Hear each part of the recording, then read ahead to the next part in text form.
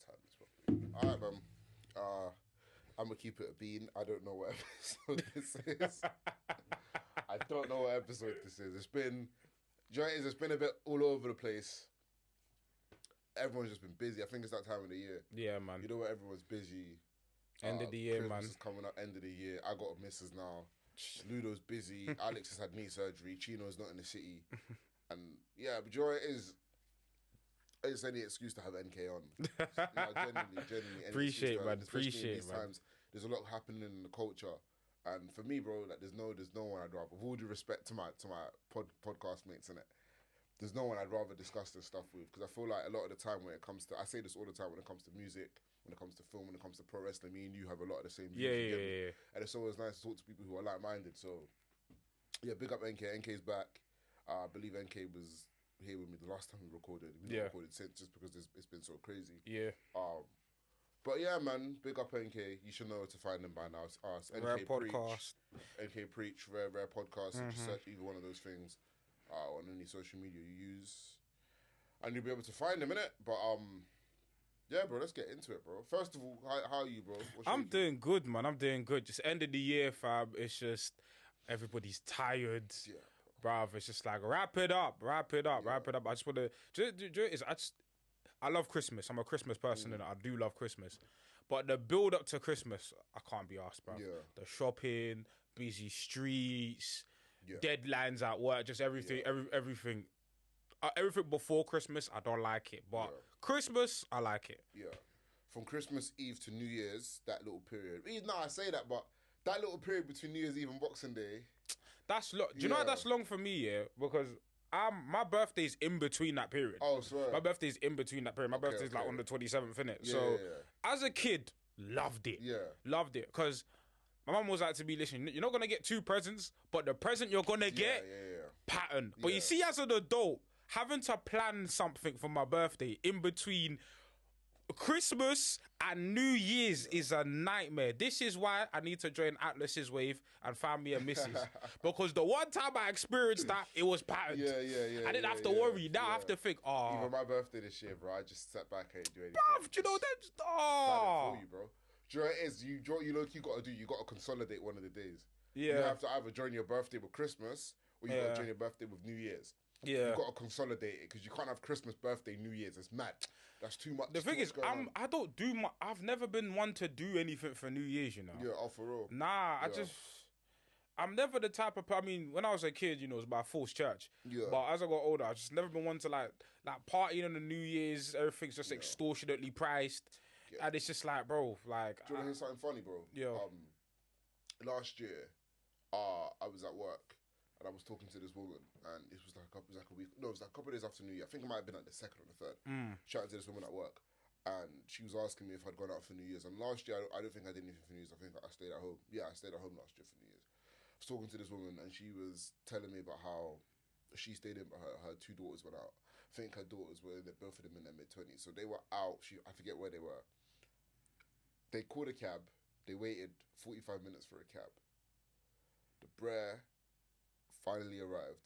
They got in the cab. He drove 3 minutes down the road to the station, stopped the whip, and said, "Get out and get the train." Huh? Bro, mad. Are you fucking mad? Mad. Oh, you refund me my money now. Crazy, bro. That's what I'm saying, Carl. My thing is, how are you waiting for? Because if it was that, I could have just walked to the station and got the train. If it was really that, I could have just walked to the station. That's a dickhead thing. I can't lie. They should have pulled water. Bro, it's mad. I would have been like, "Do you not come out the car I'm driving? Come out the whip." Trust me. I'll drive the whip. I'll drive myself. I swear, I don't know about last year. I think last year, like, there weren't, usually around New Year's or New Year's Day, like, TFL was free. Yeah. But I think last year they didn't do it. They locked it off, yeah. They locked it off. Yeah. What kind of society are we living in where TFL or the New Year's... We have to... Nah, man, it's a joke thing. Crazy. Even people talk about that pre-booking cabs and that for New Year's, and I hear it, but there's 2 things. One, you can't account for how your night might go. Yeah. You could have a madness. Yeah. You could go out and have a mad night. Fuck knows what might happen. You might, if you're a bro, you might go out. You might meet someone. You might go back with her. You don't know. Yeah. It could be even if you're with a girl or you are a girlfriend. Let's say you go out and just another motive. Maybe let's say you buck up. You go somewhere random. You buck up one of your girls. She's like, "Oh, I'm going here." Yeah. Cool. Whatever. Or the classic scenario: you get sloppy drunk and you need to evacuate and go home immediately. And it's not even that. Let's say everything goes to plan. You book a cab for 2 a.m. to get you yard, and you pre-book it a couple of days in advance. Yeah, do you know how much it's gonna cost you? Bruv. It's gonna, like, bro. The damage on New Year's for me ain't worth it, innit? Yeah. So like, I tried to celebrate my birthday on my birthday. Yeah. And then New Year's is wild. Like, every time I've tried to do a New Year's plan, it always flops. Yeah. Every time. I'm like, every time we got something for New Year's, it didn't pattern. I'm like, you know what? Let me leave it alone. Even me, like New Year's, man. I don't know, bro. Like, it's just. I feel like the hassle around it. Just, I don't know if it's not worth it. Like, I like the sim. Like, I feel like when I get older and I become like a family man, I feel like I'll appreciate New Year's a bit more. But right now, I just don't. Like, I like going into the New Year, it's all calm, but just the hassle, I couldn't give a fuck. I couldn't give a fuck, bro. For real. It's like, we'll see what happens, bro. Christmas, I'm a Christmas guy as well. I love Christmas. I love Christmas, man. And like, since my sister and they're married now, but they hosted Christmas last year and that was beautiful. They're hosting it again this year. It'll be nice. Because like, me and my brother-in-law are super cool. Me and my sister-in-law are like best friends. I love it. That's like another little sister. So it'll be cool to kind of be around them as well. So I love Christmas, bro. Christmas will be good this year. Looking forward to it. No, I love Christmas music as well. You know, it's just a time where it's okay to be corny. Yeah. Like everyone, like, it's okay to be corny. Wear that jumpsuit. Be corny. Like, man. It's calm, man. Yeah, like, man. Embrace it. No, be definitely. Christmassy. I can't lie, man. If you don't like Christmas, you're bad vibes, man. I'm sorry. No, I agree. You're bad vibes, man. You can't like this time of year. Do you know what it is? There's always those contrarians, in it. Oh, how do you like Christmas? It's like, come on, bro. Like, if you don't like it, you're good, innit? Like, you're good. Like, just settle, innit? But, yeah, what were we getting into? Because when I messaged you, I told you we were going to talk. We have to talk about Drake. Of course, man. Of course. Because I've not had the chance to. So it's actually. When did the lawsuit news drop? It's been a little while. The lawsuit. So the first lawsuit, I believe, dropped last week. Yeah. So the first one dropped last. I think both of them dropped within the span of like 2 to 3 days. Because there's two lawsuits. There's one against UMG and there's one against Kendrick himself. So the one. So there's both of them are against UMG, but they're for different things. So the first one against UMG was basically summarizing that. Not Like Us, UMG basically boosted the numbers of Not Like Us artificially. Yeah. And then the second lawsuit, which is the dickhead one, is still against UMG, but it involves Kendrick in the sense where Drake is suing UMG. Well, Drake is suing UMG for defamation, and he's basically saying that UMG allowed this record to come out, which has like career-ending claims about being a PDF file and so on and so forth. And it's UMG's responsibility to block a record like that because it's, defamation. It could ruin my career. So is the second lawsuit, correct me if I'm wrong, is about Not Like Us and not about the other songs? It's about Not Like Us. It's about, both of them are about Not Like Us. Okay. Both of them are about Not Like Us, but one is about like the success of Not Like Us, and then the other is basically about the content of Not Like Us. Okay, cool. Yeah. See, my thing is this. Before we get into the nitty gritty of the situation, and just the beef as a whole. Yeah. I've said this before. I said it on Twitter earlier in the year. I feel like hip hop, whatever you want to call it, hip hop, the culture, have let Drake get away with things they wouldn't let any other rapper get away with. Facts. And I can list them. The alleged like BBL abs, for instance, right? Any other rapper did that, they're corny. Facts. Right? The constant jumping from this culture to the next, doing reggaeton, doing grime, doing drill. And on one hand, you can look at it as if to say, oh, he's diversifying his portfolio and he's putting these people on. And I guess you could kind of paint it up that way, but I'm not really going for that. He feels like a culture vulture to me. Yeah. He very much feels like a culture vulture to me. Other things, for instance, right, tailor-made freestyle. Bro, I'm sorry, there's so many men who wouldn't get away with doing that. Let me give you an example. Jay and Nas are beefing in 2001. Yeah. Yeah? Before Nas drops Ether, instead of dropping Takeover, which is Ether's better than Takeover, right? Yeah. Takeover's an amazing diss track. Yeah. But instead of dropping Takeover, imagine Jay drops a song and instead of just rapping himself, he has AI voice modulating Large Professor and KRS-One. Would we not say that's corny? No, it's a dickhead thing. Would we not say it's that's corny? It's a dickhead thing. I'm going to let you land in it before, because I'm genuinely asking, would we not call that corny? I'll give you a better example. Yeah. I'll give you a better example. Let's say when Chip and Bugsy Malone were beefing. Yeah. Right? and Chip was fucking lighting. When Chip was beefing everyone, he was lighting everyone on fire. He was beefing Big Nasty and Tiny Temper, and he was lighting these niggas on fire. Yeah. Right? Let's say, for instance, Bugs Malone recorded a song, yeah? And he had an AI modulated verse, and it was Ice Kid's voice. It's and a dickhead thing. AI modulated voice, and it was Wiley's voice. What would we say? That's not of the culture. We would say this is fucking corny. This is weird. But people are giving Drake, oh, it's smart. It's like, come on, bro. And you're using Tupac's voice, but it's Drake's flow. It's like, I'm listening. I'm not the biggest fan of Tupac. Yeah. I think Tupac is good. I think Tupac was a force of nature, and Tupac's personality. Tupac kind of in a way reminds me of Muhammad Ali. Okay. But I think Muhammad Ali was incredible. Do I think Muhammad Ali in his prime was as good as Floyd Mayweather or Roy Jones Jr.? I don't think he was. Okay. Do I think Tupac at his best was as good as Jay-Z or Nas? I don't even think technically he was better than Biggie, but sometimes it doesn't. Sometimes it's just aura, presence. Yeah, the aura. It's the presence. I would make the argument Tupac has more aura than any other rapper ever, and he died for at sure. 25. For sure. But the person he was at 22, 23, 24, the energy, the aura, the presence, he was such a cult of personality where he's undeniable, innit? Yeah. So maybe his legacy gets boosted a bit. Yeah. But I say that to say, what do you mean? Like, Tupac wouldn't be happy with that. Listen. Tupac would be like, why is this nigga using my voice? The estate said the estate locked it off. That's what I'm saying. saying. The estate locked it off.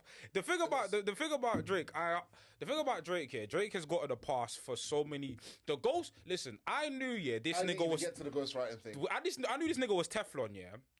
When Pusha T, what Pusha T did in Story of Adidon changed the precedent of rap battles, and I'll tell you why. Because since Pusha T, everyone now looks at battle rap as TMZ. What can you expose? Yeah. Even if you look into actual battle rap, my actual like URL niggas, they'll know there was a battle between like Tay-Rock and Mook, and the whole battle was about if Tay-Rock, a battle rapper, was sleeping with a transgender person. That was the whole angle of the battle. But what I will say is, what year did that battle happen? That happened, I think 2020 or 2021. Okay, what I will say is I think that really started with URL with the Charlie Clips thing. That had already started, I think, when Charlie Clips, we found out Charlie Clips' dad was a snitch. True, yeah, true. So that had kind of already started, it kind of been already there. Because who was it that brought the papers? Someone, because T-Rex was the first one to mention it. Yeah. And then I forget, someone brought the papers. Yeah. Someone came to with the papers saying, yo, your pop snitched. So that was kind of already a thing about rap, and it was kind of the Charlie Clips thing that started it. But in terms of like mainstream battle rap, you're right. Pusha T was the one that was like... especially for the casual, casual audiences, it was like, it was the first time the element of T was introduced in like battle rap, and people are going into future battles expecting, oh my God, exposés, TMZs, and all of this type of stuff. Yeah. But regardless, what Pusha T done to Drake should have finished off most man's careers. It's true. But then Drake comes back and drops the biggest anthem of his career afterwards. Yeah. In God's Plan, I think Scorpion comes afterwards, and Mob Ties comes afterwards. And the funny thing is, not to interrupt, but to piggyback off that for a sec, the way Spotify boosted Scorpion and Drake around that time makes this lawsuit so ironic. We're gonna talk about that. We're gonna talk about that. The guy, took a and we've seen people come back from losses. Jay came back from EFA, but the manner in which, Drake came back from Story of Adidon, it almost made him bigger. Teflon, and I'm like, this is anti. And then he went on Elliot and Wilson's podcast. I was like, I don't wish to have a discussion with that man. You know, there's rules to this battle rap shit. Yeah. No, the fuck, there's not. There's never been rules. He went on the LeBron James podcast and was crying about, oh, bro, Park. Do you know how many man Prodigy had beef with that made fun of him for having sickle cell? Max B. Prodigy's one of my favorite rappers of all time. Prodigy is in my top 5 favorite rappers of all time. Hands down, I fucking love Prodigy. One of my probably 3 or 4 favorite rappers of all time. I didn't live through it, innit, because I'm born in 1996. Yeah. But listening to diss tracks against Prodigy, I have to hear my nigga. I have to hear niggas talk about my nigga having sickle cell. Bro. Like, it's been a thing, bro. Even outside of battle rap, I'll never forget that Max B interview. He's in the car. I ain't talking to niggas with sickle cell. Sickle cell ass nigga. Do you know what I mean? It's always been a thing. So for him to, because he got smoked, because what came out, because what came out wasn't supposed to come out. Yeah. He told Kanye told Pusha T, etc., etc. Yeah. Fuck knows if Pusha T found the blackface thing. That's another thing, the fucking blackface thing. Like, how does he get away with this? Is what I mean when I say people let Drake get away with murder. Murder. It's mad, and no other star, I won't even say star of Drake's magnitude, because with credit to Drake, there's only been a handful of rappers that have had that kind of magnitude in terms of popularity. I'm not a sales guy, but sales, etc., etc., right? But just anyone of that kind of A to S tier that we consider a rapper in terms of their artistry, popularity, whatever. We've never seen someone get away with so much nonsense before. Bro, the Quentin Miller shit is fact. Yeah. Like, it's not speculation. It's not... We know for a fact there was a portion of his songs were written by someone else. Yeah. That disqualifies him from any conversation. But then we're entertaining. But niggas online before the beef were entertaining the fact. We're going to get to the time. I will let you lead time. But niggas before the beef were trying to tell me that Drake's battle tested. Kendrick ain't proof. Wait 1 sec. I don't totally disagree with that. Wait, 1 sec. I don't totally disagree with that. Because, and I'll tell you why. Kendrick, okay, how do I word this? There was never a doubt in my mind Kendrick was going to win the beef. That's number one. Let me leave with that. But the notion that Drake was more battle tested than Kendrick, I'm not sure that's completely wrong. It's not wrong, but you're battle tested. You're 1-in-1. You're 1-in-1. You're 1-in-1, and the second one was a vicious knockout. Wait, so there was Common, there was Joe Budden. Oh yeah, so Common, Joe Budden, but there was Common, Joe Budden. But the problem with the Common, he responded. Joe Budden, he subliminaled him. It was like, even he bowed, because I remember Joe talking about on Joe Budden podcast, the way Drake bowed out of that thing, and niggas cut me in the comments if I'm wrong, the way Drake bowed out of that thing was like, bruv, you're too irrelevant to address, move. Yeah. And Drake little broed a lot of these niggas. The real skirmishes that I count where Drake, when, stood in the ring, blow for blow, was Meat Mill smoked him. Smoked him. And Pusha T. So the two wars that you've had, you're 1-in-1. And my thing is, granted, Kendrick ain't battle tested, but I've heard the venom in this guy's voice. If this guy, I want people to do something. Go and listen to Kendrick Lamar Black Friday. It was him and J. Cole. Him and J. Cole. They rapped over each other's beats. They rapped over each other's beats. What Kendrick did to J. Cole's beat. Even Control. Control's started all of this shit. The domino effect from that verse 10 years ago. 10 years. And that's the thing about this beef, we're of the blog era. We know. For those of us here, we grew up in this era. For the people that were watching the subliminals on each track.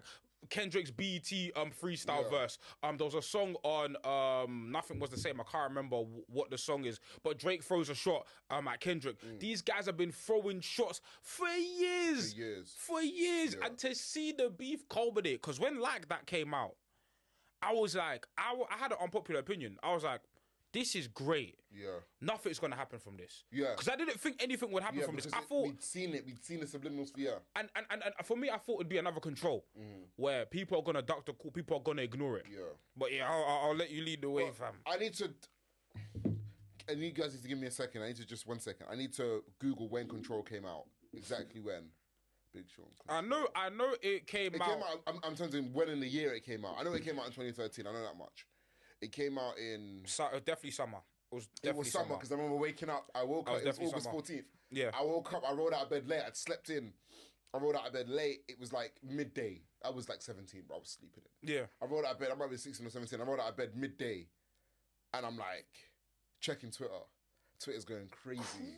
Twitter's going crazy. 2013, The thing is, though, if you look at the quality of albums that were dropped by said artists not too long ago, like, guys started coming with heat. Like, Brez really started dropping the heat. Like, Kendrick lit a fire under a lot of man. Bro, I think, Nothing Was the Same as my favourite Drake project. Nothing Was the Same. I think that project is a classic, in my opinion. If you're going to make I don't think Drake has any classics, but if you're going to make that's why I disagree with you. If you're going to make an argument for a classic, it'd be Nothing Was the Same. Drake's got two undeniables, and then... Take Care, Nothing Was the Same. Yeah. If you're going to make the argument, it'll be them two. Drake dropped heat. Like, I was always a Drake fan. Like, I loved Kendrick more. but I was always a Drake fan. Bro, man, the people in that class, Big Crit was dropping fire. Joey Badass was dropping. Joey Badass, Mac Miller, even Big Sean was in a good random times. Yeah. Meek Mill goes without saying. Even at the Chicago scene, when you had guys like Vic Mensa, yes. Saba was just coming up. Chance the Rapper. No name. Listen, Chance the Rapper has not been a good rapper for a very, very long time. But when he dropped Acid Rap, I'm sorry. When he dropped Acid Rap, and in the mixtape before Acid Rap, I think it was like something day, 3 day or something. I've not heard the tape, but Acid Rap was one of my favorite, like... That's literally one of my favorite, projects ever. Like, that period of time, the quality of music... You still had Action Bronson, you had Danny Brown, you had A$AP Rocky, like, it was just...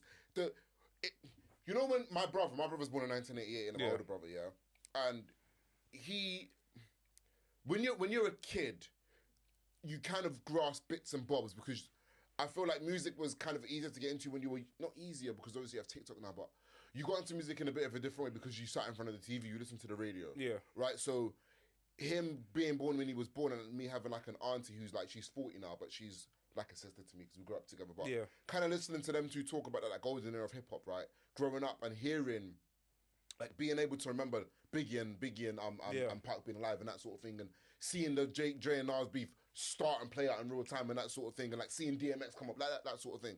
For me, that kind of 2009 to 2013, that's my 90s hip-hop golden era. Yeah. Like, that's what, when my little brother's older, my little brother's 9 years old, when he's a bit older, when I have kids, like, that's what I will talk and be like, yo, when I was a kid coming up, this is what I was, do you get me? Bro, that same thing with me. Bro, that piff.com. Do you know how many mixtapes I downloaded off that era, that 2010s, early 2010s era? It's a golden era of hip hop. And like you said, the artists from that era, a lot of them are still around.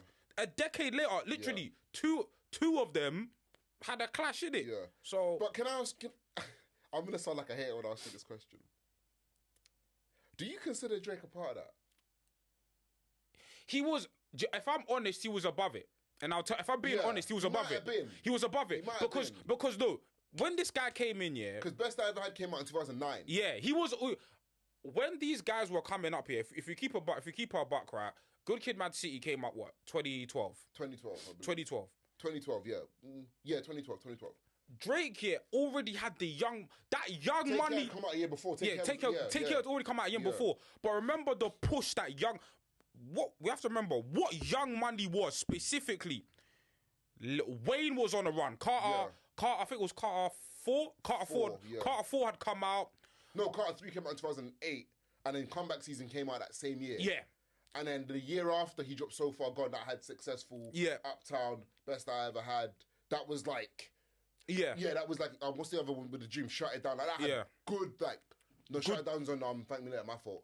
But it had Uptown, Best I Ever Had was obviously his big song. And then Forever come out a year after. Bro, and his first major single, he had Wayne, Kanye, and Eminem on it. So he'd already... He was gone. Drake was so what I mean about the young, because what Young Money were doing, them three really, because if you want to look at the other artists, they weren't doing shit. But what Drake, Wayne, Tiger, people forget what Tiger was doing. Was nice. Tiger was doing nice. Back then. Tiger was nice. Drake was already on another level in terms of the rappers. He wasn't a music superstar, but he was a rap superstar at that point. Yeah. He was a rap superstar at that point. So them man were bridging the gap. Yeah. Them man. So I think Drake, he was a part of that thing in timeline wise, but in terms of like where he was, he was already above them. I think what happened is Good Kid, Mad City came out when the conversation really got mad was when Kendrick became the purist darling. Yeah. When Kendrick started to become the purist darling, and Drake represented the popularity, Kendrick represented like the purity of the culture, and another thing we don't talk about, Kendrick getting snubbed for the Grammy. And then what Macklemore said, but remember Drake's response to that? Drake went on the interview and was like, I feel like Macklemore should apologize to everyone because I was nominated and you didn't apologize to me. You didn't deserve it. Yeah, but so already at that point, This is we're wrestling fans. This is long-term storytelling. It is this is what you call And it's an intentional story. Yeah, So it's intentional. It's an intentional That's story. fine, man. We can further this. We got Alex on here talking about ovulation and that, but we can talk about wrestling on here. Bro. Yeah. But yeah, no, it's true. It's true. This is like that slow build where they kind of show the seeds and they kind of cross paths. We don't get. It's literally like Okada Naito. Yeah. So you have the big star, which is funny because I'm the Okada fan, but you have the big manufacturers. Let's have it right. Okada was a manufactured star, as good as he is and whatever, but he's the manufactured star, golden boy. Yeah. Then you have Naito, kind of bobs it off a little bit, is a bit more of a purist, like maybe the hardcore fans rock with him a bit more, and then eventually Wrestle Kingdom 14 they have their clash. Similar. Drake and Kendrick had kind of been cordial, made songs together, crossed paths a few times. I don't know where it went sour, but it went sour because they had Poetic Justice and Kendrick had an interlude on Take Kendrick Care, had an interlude on Take Care. And Poetic Justice came out 2000, so they were cool with each other as recent as like 2012. Sometime in 2012, 13 is where it went. 13 is where it went sour, but I remember the point where I tapped in was after, not even after Control, but it was the BT freestyle. Yeah. Nothing was the same since they was dropped Control. 2013, That was like 2013. That was definitely 2013. Yeah. It would have been after because it was after Control, innit? And obviously nothing was the same. Like came out during that period, innit? Yeah, because they both came out 2013. Upper Thing came out 2013. As well, and then it's almost been like this fated battle. So when going back to Fast and Forward, when Like That dropped, I was like, cool. Let's see where it goes. But online, I've been seeing some of the narratives post beef were it was a losing battle for Drake. It was Drake was never gonna lose. Calm. If you want to say that. I go back to where some of these niggas were. No, I'm sorry. That break here, you see, in between push-ups and Euphoria. Yeah. That was painful. He dropped push-ups and Taylor made back-to-back. Back to back. He did it. But because that's where nigga, you're following through. That's what bothers me the most about the beef. So Taylor made... That's what bothers me the most about the beef, because how did it go from you're following through to at the end of the hard part 6, he's like, yeah, I'm done. So, boom. And now you're suing. So, because when Like That came out, shut the whole thing down, and Drake responded, cool. That, you see that as a Kendrick fan, and I can look at it in hindsight, you see that period was so infuriating because you had niggas like academics, dude, clocks. Is Kendrick gonna drop? I remember that's why you niggas that are saying, he was gonna lose, your pussies. You're chatting shit. You know because I remember the rhetoric, bro. It was disgusting. You know what's so funny? I'll be so real, bro. I wasn't that invested in the beef, and you can even go back and listen to the episode of Apes we did where someone on the Patreon asked, can I have Atlas's view on the beef? At the time, I was like, it's whatever. I didn't think it was even really going to be anything. I thought it'd be a few subliminals here and there. Cool, but then I think a couple of days later, this was a couple of days after Kendrick had dropped Euphoria. Yeah. And I was like, fuck it. Because I'd been seeing all the stuff of why hasn't he dropped, why has he done this, Drake's winning, whatever. I tapped into Euphoria and I was like, okay, like this is all right. And then I think the day after, a few hours later, he dropped 616. Yeah. And I was like, I like 616, by the way. The way like 616. The way he's rapping on 616. Crazy. Phenomenal. But can I say something though? Yeah. Because I re-listened to the beef a couple times as kind of like preparation for this episode. The only thing that I would say, not the only thing, but there's a few things, but with Kendrick, he mentioned family first. Go on. Because when we had the line in Euphoria about I'm raising my son, you wouldn't, something along the lines of I'm raising my son, you wouldn't know anything about that. I hear you, but that's public domain. Drake completely emptied the clip on his entire family. Yeah. I hear that. But if you want to be technical about it... No, Kendrick, no. Or was the... No, Taylor made Whitney. Drake mentions Whitney. Drake mentions Whitney. And this is the same thing, that this is why, this is like Greek mythology. In Greek mythology, there's something called a hamartia. It's a fatal flaw. Yeah. Drake's hamartia is getting personal. What happened with Pusha T? He said, I'm going to let it ring on you like Virginia Williams. What happened after Drake said Virginia Williams' name? Story of Adidon. You want to name drop my fiance? Let me see who you chose as your Beyonce. Here's and even Kendrick said in Euphoria, cool, he said about the sun thing. The sun thing is public domain. That's like low-hanging fruit at this point. Yeah. But then Kendrick did say Keep it where it is. Keep it where it is. I'm calm with it. Where exactly? And the thing is, with Euphoria, Euphoria is the track that has aged the best. Yeah. I'm sorry, that opening paragraph, is like Shakespearean foreshadowing. Yeah. Your superpowers get neutralized. I could almost watch in silence. The famous actor we once knew is looking paranoid and now spiraling. Fabricating stories on the family front because you heard Mr. Morale. And then, all of Drake's angles came from tidbits he heard from Mr. Morale. And he's taking it all out of context. He's taking it all out of context. So even, for instance, right, his pops getting robbed by, but he never got robbed by, that's not how we told the story. No. That's not what happened. Like, that's from Duckworth, innit? Yeah. That's not what happened. Like, that's not how it is. Genuinely not how it happened. That's not what Kendrick said in the song. He got Auntie Diaries completely wrong. He's just not, it's like Jay-Z said, do you fools listen to music or do you just skim through it? They skip through it. You're missing the message. Like, that's not what he said. He never said, I got molested. He said, my mom thought I got molested because she did. Yes. He never said, my dad got robbed. He said, my dad thought these niggas were going to rob the place. So he gave them a free chicken. Yeah, free biscuits here and there. You get me? It's like you're completely taking the message of what Kendrick's saying, and you're kind of proving his point with everything that you're saying. That you're clutching at straws. And what frustrated me about the beef was that Drake did a lot of that, where he would throw a lie here or take a tidbit there and kind of change it. But then, and listen, we can go back and forth about the verse on Family Matters, the director that is quote unquote daughter. And the validity of that, and what we think. People say that we should disqualify the whole track because of that. I'm like, if Kendrick lied, he lied. He probably did lie. But Drake has been lying this whole beef as well. But here's the thing, So here's the thing about the lies. The lies and about we watch a lot of battle rap. Yeah. Half of the battles, I got a gun so big, you're lying. But the thing, here's the thing, and we'll go. It's not what's true. It's what you can prove. Yeah. It's what the public is already willing to be. Rapping is like politics. Mm-hmm. It's all about misdirection. It's not necessarily about did this happen? Can we believe it? Yeah. Right? Can we believe it? And the thing what Kendrick did, right, is that he took stuff that we have seen with our own eyes about Drake and be like, look, doesn't this look weird? Because I'm skipping ahead, but not like us, right? Yeah. Everyone says the line certified lover boy, certified PDF file, right? Yeah. But what's the line before? Bucker's got a weird case. Google Bucker's case. Yeah. Is it not weird? It's a weird case, bro. Is it not weird? And so, I don't even want to get to Family Matters now.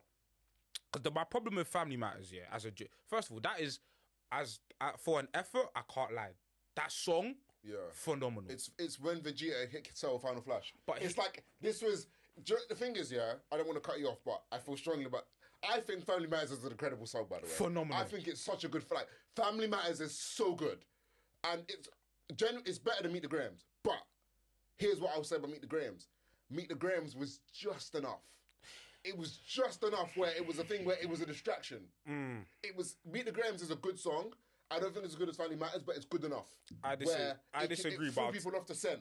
I disagree, but I'll tell you why. Go on. Here's the thing about Family Matters. How much of that is about Kendrick, really?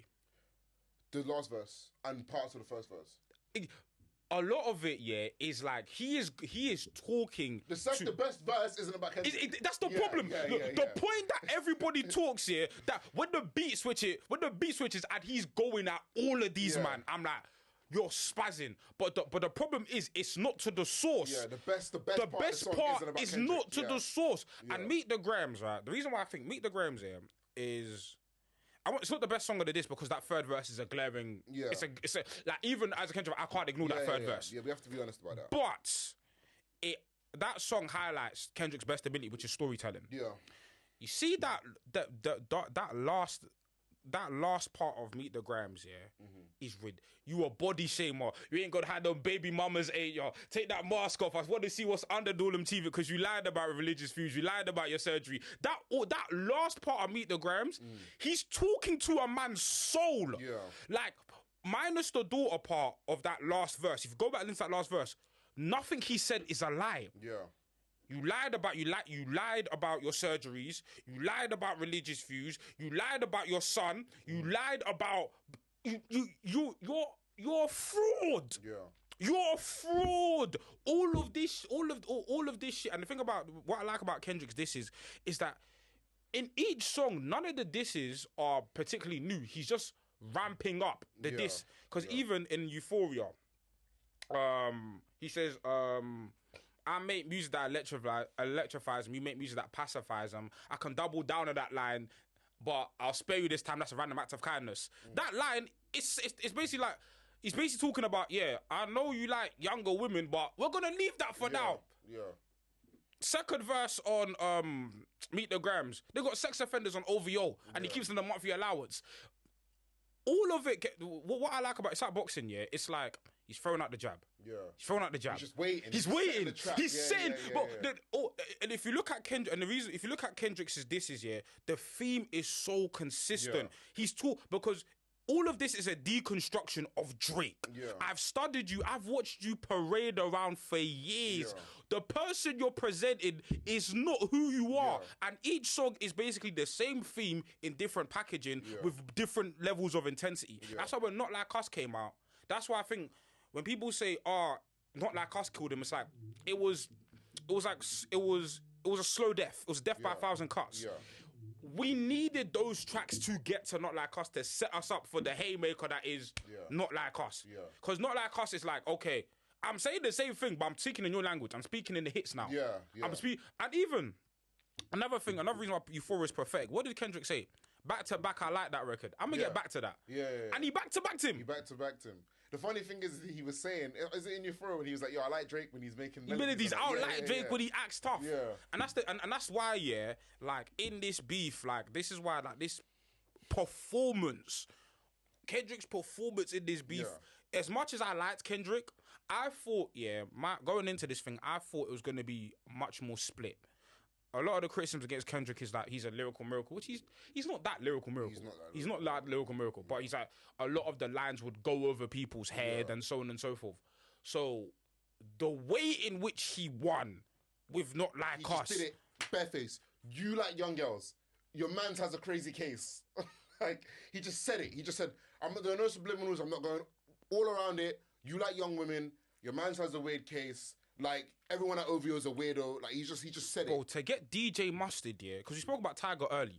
During that period, DJ Mustard during the early 2010s when he was with YG, Kid Ink. But DJ Mustard, certified hitmaker, but you can never tell me, listening to Pimp a Butterfly, that Kendrick and D Mustard, DJ Mustard, are gonna make a song together. And it's gonna be Kendrick's biggest song ever. Bro! And there's a lot of narratives to address in it. But one thing I don't like about, and it's copium, but the narrative I don't like post beef is that Kendrick's only tapping into like LA heritage. That's not true. Because of the beef, people don't listen to Kendrick. This guy, I want you to guys go to Black Panther, the soundtrack. He had SOB and RBE on a Disney movie soundtrack, talking LA shit. Even if you listen to Kendrick, like Good Kid, Mad City is like a quintessential West Coast hip hop album. And even me, to my sensibilities, I've always been an East Coast guy.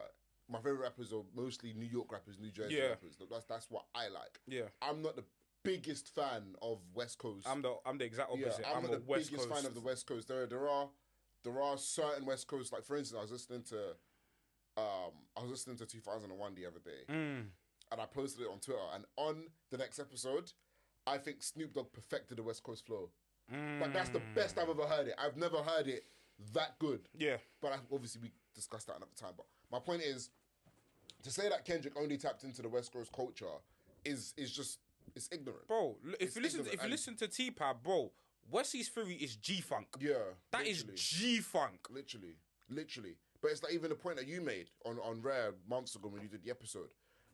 What was so poetic about Kendrick making Not Like Us is Kendrick said, "Do you know what? Fuck this." It's like, do you know what it's like? It's like in an action movie where the hero has been having like a rough and tumble, and maybe he's losing a little bit, or maybe it's a bit tough. He puts his sword in his back and he goes back to the mountains. He goes back home. That's what Not Like Us is. It's, I'm returning to my lineage. Yeah. Like you said, I have a cloth that I belong to. Yeah. I have a family tree that I can go to that bears fruit where I'm a child of the West Coast. This culture birthed me. I belong to this culture. Yeah. And I'm gonna tap into it and break a bottle over your head using it. Yeah. You get me? Drake ain't got that. He ain't got that. The thing is, he ain't got that, and the problem is that like the thing is he could have had it, but what happens is that Toronto scene, you had the likes of obviously Tory Lanez in jail now, but at the time, cool. You had Tory Lanez, Weekend, Party. Yeah. Even man, don't forget about niggas like Roy Woods. Roy Woods, yeah. If you had stayed and tried to cultivate that I'm not saying Atlanta's had has had a much more history in hip hop, right? Atlanta's had artists like T.S. I'm not gonna say it's gonna be of the ilk of Atlanta, but you could have, because traditionally it could have been what the South built in the 2000s. Yeah. Traditionally in hip hop, started as East Coast, then the West Coast developed their sound, and the South naturally felt isolated. Yeah. So they start cultivating their own, and now the South are basically have ran hip hop for like the last like five to 10 years. Yeah. What if you had stayed true to your roots? What you could have done for Canada, Toronto, because them man were cooking. You're releasing a Party Next Door album now. Why? Why now? Release it. Release it in 2013 when we won it. At the peak of your powers. Yeah. At the peak. My thing is with Drake as well is that Drake had enough clout, enough talent, and it was good enough to be that fire starter. For Toronto. The way Rakim was the fire starter for the East Coast, for instance. Or the way, I don't know, the NWA were the fire starters for the West Coast. Or the way you can say Outkast and guys like Jeezy and T.I. who came a bit after were the fire starters for the South. Like, Drake could have been that lightning rod where him along with The Weeknd, who you could argue is probably a bigger artist than Drake. The Weeknd. Yeah. Guys who are a bit smaller, like a Roy Woods, where you could have kind of... Because other than these man... I swear he was OVO as well, Roy Woods. Yeah. So this man all OVO. He was all OVO affiliated by bare minimum. You could have been that clutch of artists who kind of created and promoted this sound where this is now our sound. Yeah. You get me? But he wasn't interested in doing that, obviously. Yeah, I think with Drake, right? I think with Drake bought into his own hype, and naturally so. You're the biggest. But the thing is, hip-hop has never been about who's the biggest. Yeah. It's never... Obviously, you have to release... Like, a lot of the artists who are GOATs reached a certain level of mainstream cachet and so on and so forth. Right, cool, we understand that. But... That's why the numbification or we're turning hip hop into fucking sports. Yeah. I'm not gonna go on sofa score of rap. Yeah, fuck that. And also, do you know what hip hop as well? This last thing, then we'll get onto the lawsuit for a bit before we move on. Hip hop never revolves around one guy. No. In 2003, Jay-Z retired, and Eminem, his drug problem got really bad, so we kind of stepped away. Right? No one missed him. Because what happened? Get Rich or Die Trying dropped. Yeah. Then what happened the year after? College Dropout dropped. Yeah. So it's like there's always going to be someone. There will always be someone. Now, are they all going to be Drake in terms of popularity? And no. But there will always be someone. And that's the thing. That's the reason why Drake, right, gets the culture vulture allegations is this. Every moment in hip-hop, right, that is bubbling without Drake's presence, he takes offense to. Yeah. Or he tries to capitalize on. Yeah. This guy has been on every single trend, and it gets to a point where, where's the authenticity? Yeah. I don't mind collaborations are one thing. Yeah. But this guy was fucking switch swapping. Sounds like 1 minute you're from Memphis, next minute you're from East London, next minute you're fucking Yardie, and like, who are you? Yeah. The thing is, what's funny about Drake as well, and I even remember this, he was like getting onto like lyrical miracle niggas, but then he was rapping over conductor beats. It's like, Drake's a lyrical nigga himself. He is. That's the problem. At his core, he wants to be a lyrical miracle. He's a lyrical miracle. At his core, at Drake's very core, Drake was that guy in school telling you to listen to fucking A$AP Rock and telling you to listen to Euro Droog and that. Like Drake was that brer. Telling you, hey boy, have you heard Dance with the Devil? Like Drake was that brer in school. The man's an immortal technique. You get me? Like that, Drake was that brer in school. I know his type. Yeah. That's why this whole thing is so funny to me, where in a way he looks down on guys who are like rappers. You get me? But because he looks down on them because for a long period of time, hip hop, the old heads never let him in. Yeah. the traditional standard bearers of hip hop never. If you think about Charlemagne, Lord Jamar, all of these like people that uphold like the old head notion of hip hop, and I disagree with them niggas sometimes with things as well. I barely disagree with Lord Jamar. That guy talks a lot of shit. Yeah. But the people that kind of set the foundation, basically the gatekeepers of hip hop, were like at the period of time were like, fuck you, Drake. And credit to Drake. This is credit to Drake. What he did is pivot and says, I'm making my own thing. I'm doing this. But then the problem is that you didn't even stick on what you were doing. You start, my opinion, Drake went from making Gallem music to incel music. Yeah. That's that's what I'll leave it off. Yeah. The lawsuit. Yeah. So Drake is suing UMG for promoting a song that's against his interest, despite him being one of their artists. Yeah. And he's also suing them and Kendrick because of defamation. Yeah. Even though he allegedly fed Kendrick the information. I don't know. Anyway. We plotted on it for a week, man. Do you know what? Yeah, The Heart Part 6, I said this. It's the worst song I've ever heard, yeah? But genuinely, why is she following Day 3 and not Mr. Murat? I think it's my favourite lyric of all time. I think it's my favourite lyric. Like, whenever I hear it, I just start laughing. Mother eye. It's generally my favourite lyric of all time. Oh, wait a second. That's the one record you talking about when you were molested. Like, fuck off, man. Like, do you know what? There's so many missteps. There's so many missteps in that song in terms of what he was saying. You're just chatting bare shit and you look stupid. I've never seen a diss track in... You know, you used to watch Yu-Gi-Oh, right? Yeah. I've never seen a diss track in defense. You know, he put his track in defense mode. Yeah. The track is just defend. Yeah. The track is just... Yeah. You're just against the ropes and yeah. You're not actually doing anything. You're not doing anything. Yeah. And you went from drop to, hey, I don't know what you're doing, but I'm going on holiday. Fuck this. Because he knew he'd lost. He was tapping out. That's why Kendrick never responded. Kendrick's just chilling now. Bro, Kendrick said he had more. Yeah. And I believe him. I believe him. I think Drake wasn't prepared. And it goes back to what I've been saying this whole time. Maybe now Drake hates him. At the beginning of the beef, I truly don't. I think Drake didn't hate Kendrick. I think Kendrick hated him. Drake might have disliked him a little bit, but to him it was still sport. I think Kendrick had like a legit disdain for Drake. I don't think Drake didn't hate him. I think Drake thought he's above him. So I thought Drake... The thing about Drake... I think Drake genuinely hated Kendrick, but it's the thing of like... But you're a dickhead to me. So like I hate the fact that you even think you can chat to me. Yeah. I think he dismissed Kendrick because the way he dismissed everyone else. Yeah. I don't think Drake has ever gone into a beef aside from maybe Meek showing rapper proper respect. Yeah. Where it's like, I respect you as a, like, I'm gonna come with my best work. No. Yeah. From Meek onwards, he was never prepared. He wasn't prepared for Pusha. Yeah. He wasn't, like, I can buy the notion that he thought he was above Pusha. Yeah. I can buy that.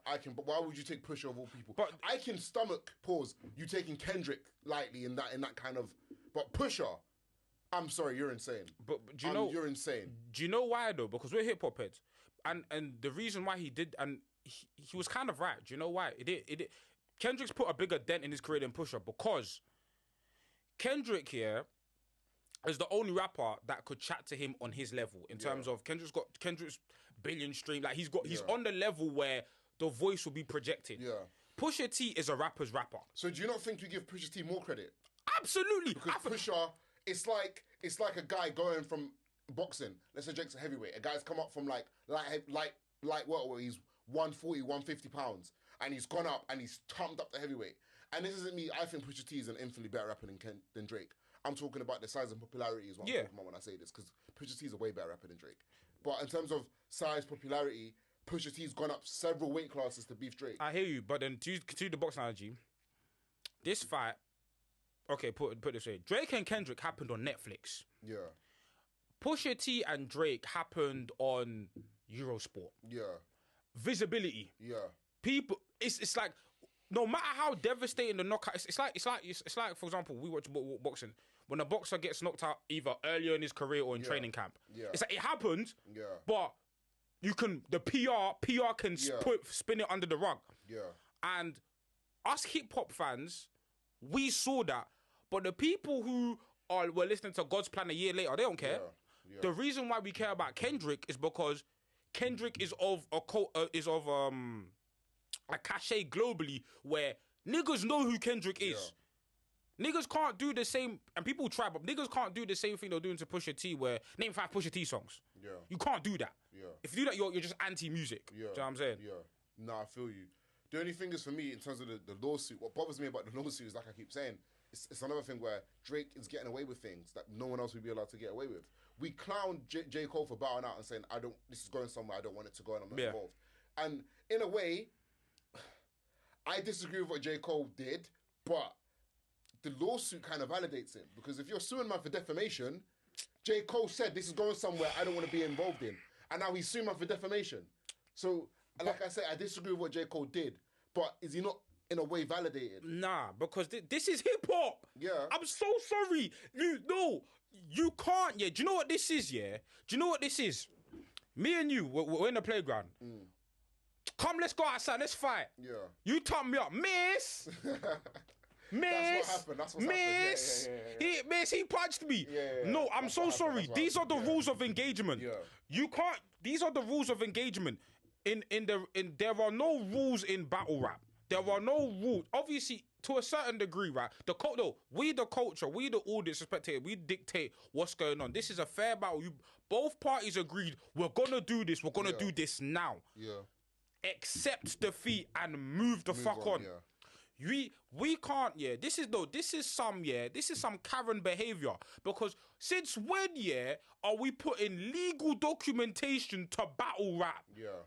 What are we doing? So then people are spinning the narrative that it's not about Kendrick and it's about UMG, and UMG, they inflated the song and and it's against Drake. But the thing is, Kendrick is also something to UMG, no? Yeah, no. So Kendrick got a distribution deal, but even to that point, yeah. So why the fuck were you on gospel playlists when Scorpion came out? Why was this nigga the face of indie rock playlist? The problem is you're suing Kendrick, yeah, and I'm gonna be transparent. I feel like every hit that we see, right? Every hit that we see has been manufactured in terms of nobody puts a song out and it just organically. There's at a certain point there is a machine. There's a machine. I'll go on Spotify, bro, and see songs that have 2 billion, and I've never heard it. But there's a machine to everything. Yeah. But my problem is that you are upset that the machine that directly benefited you is now benefiting someone else because. The second lawsuit is a pussy old thing because the second lawsuit, from what I know, is basically Drake saying, why didn't you block the record? Imagine that's, again, to use the street fight analogy, I slap you in the face. Hey, hold them back. Hold them back. But you agreed to fight. Yeah. So when you said Dave Freeze, the father of my children, you didn't want UMG to block my record. That was all fair. That was all fine and dandy. Yeah. But when I say certain things, now you think it's the responsibility of the distributor to block the label, to block the record. What nonsense! Because had you had won the beef, would you have wanted the record to be blocked? Yeah. And people are spinning the narrative of this is good for artists. I don't care. Not to say I don't care about artists. I always care about art. Labels have been fucking artists for years, and I always want artists to get the best deal out of the situation. I even want Drake to make money. But the problem is, this is only happening because you lost. Mm-hmm. This is not a concerted effort to be like, Drake has never spoke about, hey, let's fight the machine. You were the machine. You were the machine. Exactly. And now you're not in the good graces of the machine. Now you're seeing how the little guy's being treated by the labels, and now you want to do revolution. Fuck out of here. You're Steven from Django Unchained who got kicked out of the house. Now you're seeing how everyone else lives. Everyone else is living, it's true. Now you're upset because now you're a commoner. Because people have been saying stuff like, oh, how are you people siding with the machine over Drake? It's because for 10 years, Drake has been the machine. Drake has been the machine for almost a decade and a half. Now you can't come look at us crazy when we're like, you're a pussy for putting a lawsuit. Because if Not Like Us, let's say, for instance, Kendrick said all this stuff, he said Not Like Us, but it wasn't a good song. The culture would decide, like, yo, we would... Here's the thing, what Public court of law would have got him. What's the name of Meek Mill's diss track? I don't know. Exactly. We the community, we cease and desist niggas all the time. Yeah. We let niggas fade into obscurity. Yeah. What's I don't even know the name of Drake's track to push it before he drops Story. What's Rick Ross's diss track? What's ASAP? We don't know. In Drake's we don't know, because if the song doesn't bang, we remove it. It's Duppy Freestyle, isn't it? Duppy Freestyle was the... Yeah. Put it this way, and again, even in the aspect of beef, So when you were doing when you were doing shows for so what was the Meek Mill diss track again? Back to back. When you were doing arena shows for back to back, putting fucking slide shows on the wall, was that not? That was all fine in the court of hip hop. Drake's a pussy, yo. Because my problem is that you're bending the rules. Yeah. This is Man City 115. Yeah, it's true. This is 115. It's true. He's a pussy, yo. I can't. Like that's like Man City, saying to Newcastle, bruv, you man have weird owners. So do you. Yeah. It's the Spider-Man meme. Yeah. It's a joke thing. It's true. I don't know, man. I for me personally, I feel like when it comes to keep it, okay, I don't want to see anyone get hurt. I don't want to see anyone get killed. I don't want any of that to happen. Keep it in the booth. Bro. Keep it in the booth. Keep the streets out of it. Keep the legal stuff out of it. Bro, you lost. Bro, take your lashings, lick your wounds and come back to fight another day. We watched URL. Yeah. We watched URL. Some of the stuff Arsenal has said to man them. Do you know what's so funny? I've seen Drake at URL battles. That's what. Look, I've seen him there. He's sponsored half of these events. I've seen Drake. He's paid for half of these events. I've seen him at King of the Dot. Sorry, because obviously it's from Canada. I've seen him at King of the Dot battles. I've seen him at these battles. I've seen him put money up for DNA and Disaster to battle. He gave him like $2,000 each to battle. Like I've seen him. So you've seen, and even at that battle he was at, that was like. So my older brother loves battle rap, and he kind of put me onto a few bits. The one battle that got me into battle rap in like 2011 was DNA versus Disaster. Drake was there. Bro, Disaster had a whole scheme about DNA's dad being dead and his mum being in a wheelchair. Bro, that happened. Drake was front and centre for this battle. So how can you, someone who was at that battle, now come tell us there's rules in battle rap? What do you mean, There's bro? never been rules. Never ever. I watched Arsenal versus Shotty Horror. Big up Shotty. I watched Arsenal versus Shotty. Bro, what Arsenal said was a madness about ashes. Bro. Man smoking people's ashes. Like, what are we talking about? The most famous, basically, arguably the most famous diss track of all time. The first line is, "That's why I fucked your bitch, you fat motherfucker." That is the first line of the song. Your Loaded Lux, right? Versus Calico. The whole third verse was, your pops wasn't a gangster. He was just another lost nigga. What are we talking about? There's a UK battle that happened on Don't Flop when I was in sixth form. It's Unanimous versus Villain. And Villain had his whole third verse was about Unanimous's mum being disabled. Yeah. Right? And Unanimous went after and choked. Yeah, he choked. He was so gobsmacked by his third round that he choked his third round and just said, I'm done. I've seen battle rappers say the most disrespectful shit to each other and do this. Yeah, that pop after. But I'm not expecting Kendrick and Drake to I'm not saying that. But at the same time, the whole there's rules in hip hop thing is so dumb. And you know what kills me, yeah? And because we need to finish up. But I'll finish with this. What kills me about this is just a quick roadmap. The whole Pusha T and Drake thing happens. Pusha T smokes his boots, drops the blackface picture, drops Story of the Don, exposes the son, exposes the porn star baby mom, etc., etc. Drake, the bar about 40 being sick as well, right? Yeah, 6'6". Goes on, does a whole podcast tour talking about how there's rules and there's this and there's that and it's not fair and whatever. Cool. You would think that Drake would have learned from that, and I think what Drake tried to do is he tried to get as personal as he could to avoid what happened against Pusha T. Because I think against Pusha T, he still kind of saw it as sport. If you listen to Family Matters, some of the bars are very personal. He mentions his pops, he mentions his mum, he mentions his baby, he mentions Whitney, he mentions his uncle, he mentions all of these things. He mentions the fact you're living in New York because you're a bachelor. You get me? And I don't think he was expecting Kendrick to take it to that level where it's just a thing where you got outmaneuvered once again, where you would think you would learn from the battle for Pusha T, and in a way you kind of did, but you just got outmaneuvered once again, and now you're basically throwing your toys out the pram. Because if it was a case of, like I said, Not Like Us wasn't a good song, but the content was the same, we wouldn't see this lawsuit. We wouldn't see. Not only wouldn't we see this lawsuit, we would see one of the biggest. Say for Kendrick's doing, we would see an outrageous victory lap. Yeah. What? You think we're not getting OVO Fest everywhere? Oh, come on, bro. Please. Come on, bro. But yeah, we'll have to bring that one to right on time. We've bring that to a close. That was basically the Kendrick and Drake story up until now. Genuinely, I don't know what episode this is. I think this is 104 or 105. But yeah, man, thanks for rocking with us. Like, share, subscribe, tell a friend to tell a friend. NK, remind us where we can find you. Yeah, man. Follow the Rare Podcast. It's the Rare Podcast everywhere. We are on Apple Podcasts. We're on Spotify. We're on YouTube. Follow us on TikTok. Help us get to 10K on TikTok. That is the Rare Podcast.